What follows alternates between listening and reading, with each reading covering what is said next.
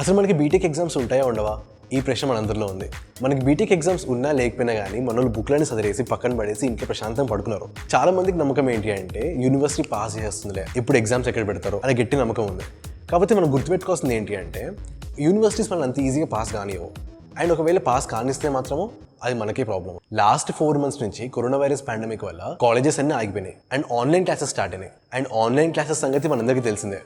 మన టీచర్స్ అందరూ కూడా 15-16 years నుంచి క్లాస్ రూమ్లో చెప్పుకుంటూ వచ్చి వాళ్ళకి చాక్ కానీ బ్లాక్ బోర్డ్ కానీ ఫిజికల్ ఇంటరాక్షన్ కానీ ఇవన్నీ వదిలేసి ఒకటేసారి మీరు ఆన్లైన్ స్విచ్ అయిపోవాలి అంటే it's very very difficult. And engineering లాంటి సబ్జెక్ట్స్లో చాలా మటుకు ప్రాక్టికల్సే ఉంటాయి మనకి థియరిటికల్ కంటే. మనకి ప్రాక్టికల్గా నేర్పిస్తే తప్ప ఈ కాన్సెప్ట్ మనకి ఎక్కడ వాడాలి ఎందుకు వాడాలి అర్థమే కాదు మనకి. ఇలాంటి ప్రాక్టికల్ కాన్సెప్ట్ ఎక్స్ప్లెయిన్ చేయడానికి ఈ ఫ్యాకల్టీకి ఎక్విప్మెంట్ లేకుండా ఇంట్లో కూర్చుని ఆన్లైన్ చెప్పండి అంటే it gets incredibly difficult to convey the subject.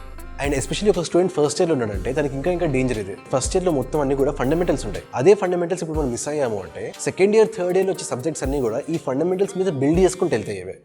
ఇవన్నీ ఎలా అర్థమవుతాయి ఫండమెంటల్స్ లేనిదే? అండ్ ఇదంతా ఇలా పెట్టుకుని రేపటికి రేపు కంట్రోల్డ్ ఎన్విరాన్మెంట్లో ఎలా అయినా కానీ ఎగ్జామ్స్ పెట్టాల్సిందే అంటే కూడా how many students are ready to give exams?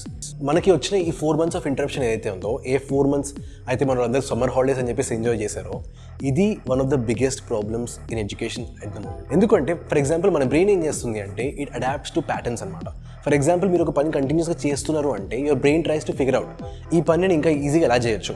That's why when you're learning a new language, కొత్త లాంగ్వేజ్ నేర్చుకున్నప్పుడు కూడా the more you use the language the easier it becomes for you to speak in that language. Similarly మనకు ఒక 3 days holidays వస్తేనే మనం 4th day కాలేజ్కి వెళ్ళడానికి బతికిస్తాము. అలాంటిది మనకి లాస్ట్ 4 monthsలో 2.5 months అసలు ఆన్లైన్ క్లాసెస్ కూడా లేకుండా, ఎందుకంటే చాలా యూనివర్సిటీ సిలబస్ అయిపోయింది కాబట్టి అలా కంటిన్యూస్గా ఇంట్లో కూర్చొని జస్ట్ పబ్జీ ఆడుకుంటూ మూవీ చూసుకుంటూ ఆ రిలాక్సేషన్కి అలవాటు పడిపోతే how difficult is it going to be to get back up to speed. ఇలాంటి టైం పీరియడ్ ఏదైతే ఉందో, ఇంత ఎంటీ గ్యాప్ ఏదైతే ఉందో, ఇది మనకి మళ్ళీ దొరకదు. ఇది it's very very important that you utilize this point of time. ఇప్పటికిప్పుడు మిమ్మల్ని టెక్స్ట్ బుక్స్ తీసి చదువుకోండి అంటే అంతకంటే పిచ్చి పని ఇంకోటి ఉండదు. ఐ అండర్స్టాండ్ దట్ ఈ పాయింట్ ఆఫ్ టైంలో మనకి టెక్స్ట్ బుక్స్ కంటే ఇంకో బోరింగ్ థింగ్ లేదు మనకి. ఎందుకంటే ఒక పక్కన మనకి గేమ్స్ కానీ మూవీస్ కానీ టీవీ సిరీస్ కానీ ఇవన్నీ ఉన్నప్పుడు మనకి టెక్స్ట్ బుక్స్ ఎలా తీయబుద్ధి అయితే అసలు. Okay, let's do one thing. ఒక చిన్న ఛాలెంజ్ తీసుకుందాము. సో మనం ఇప్పటిదాకా నేర్చుకున్న కాన్సెప్ట్స్ ఏవైతే ఉన్నాయో, let it be any branch, మీరు సిఎస్సి కానివ్వండి, ఈసీ కానివ్వండి, ఎనీ సింగిల్ బ్రాంచ్, వాటిని అప్లై చేయడం స్టార్ట్ చేద్దాం. Forget about learning. ఇప్పుడు కొత్తగా నేర్చుకునేది ఏమవుతుంది, ఇప్పుడు దాకా నేర్చుకునేదాన్ని అప్లై చేద్దాం. బికాస్ యాజ్ ఇంజనీర్స్ మనకి application it's very very important. ఎందుకంటే ఒక్కసారి మీరు గ్రాడ్యుయేట్ అయిన తర్వాత, ఒక జాబ్లో జాయిన్ అయిన తర్వాత, all you'd be doing is applying the learned knowledge. Okay, so line వద్దాము. సో ఫస్ట్ ఇయర్ స్టూడెంట్స్ ఏం చేయొచ్చు? First year students you can start learning programming as well as robotics. మనందరికీ ఫస్ట్ ఇయర్లో సి ప్రోగ్రామింగ్ ఉంది.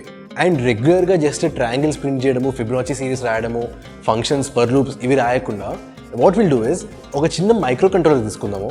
ఆ micro కంట్రోలర్ని program చేద్దాము. ఆ micro controller ఎట్లా ప్రోగ్రామ్ చేస్తాము? That's right, using C language. So ఆ పాయింట్ ఆఫ్ టైంలో మీకు both will understand how to use a micro controller, how to program micro controller. Already second year students మీరేం చేయొచ్చు? Second year students can start focusing on their mini project. మీకు BTech కెరీర్లో mini project ఇంకా major project అని చెప్పేసి 2 ఉంటాయి. Mini project 3rd yearలో ఉంటుంది, major project 4th yearలో ఉంటుంది.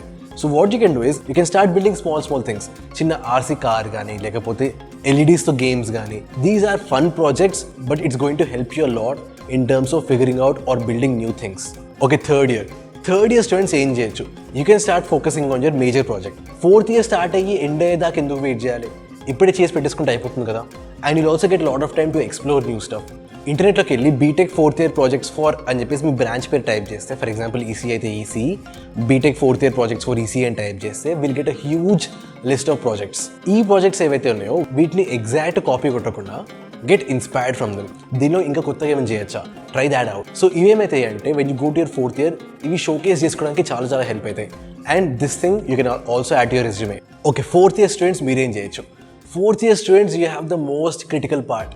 మీరు ఆల్రెడీ 4th yearకి వచ్చేసారు అంటే your BTech is almost over. మీరు ఇంజనీరింగ్ ఆల్రెడీ నేర్చేసుకున్నట్టే ఆల్మోస్ట్.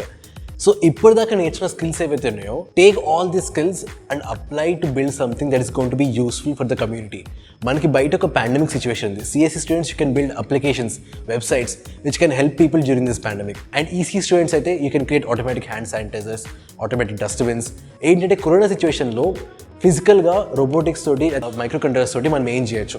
ఇట్లాంటివి ఏవైతే ఉన్నాయో if you're going to invent that might as well be your next startup. So దీనివల్ల ఏమవుతుందంటే at the end of the day మనకి ఎగ్జామ్స్ పెట్టకపోయినా కానీ you become a lot more in tune and passionate about your core branch.